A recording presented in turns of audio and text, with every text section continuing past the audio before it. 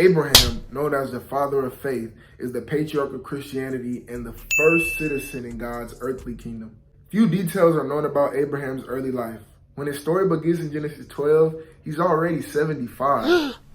We do, however, know that he took a wife named Sarai and that he had two brothers, Haran and Nahor. Abraham's life takes off when God gives him the command to leave Mesopotamia to the place that God will show him.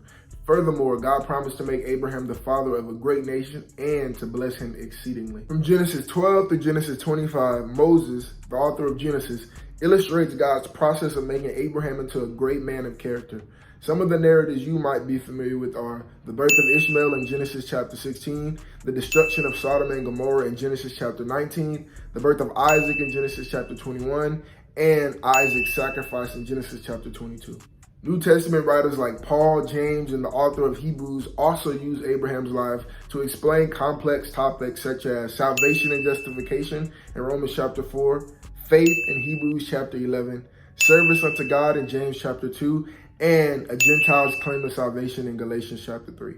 Ultimately, Abraham's faith and trust in God led him to become God's first citizen on earth, which is a topic we'll explore in our next video. Abraham's faith in God led him to be the father of Isaac, who is the father of Jacob or Israel, who is the father of David, who is the father of our Christ.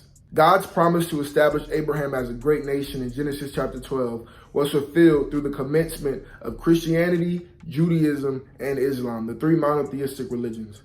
The Bible says Abraham died at 175 and that he lived a satisfied and fulfilled life. I hope today's video sheds some light on who Abraham was, and we'll see you tomorrow for another video on how to build your faith in God.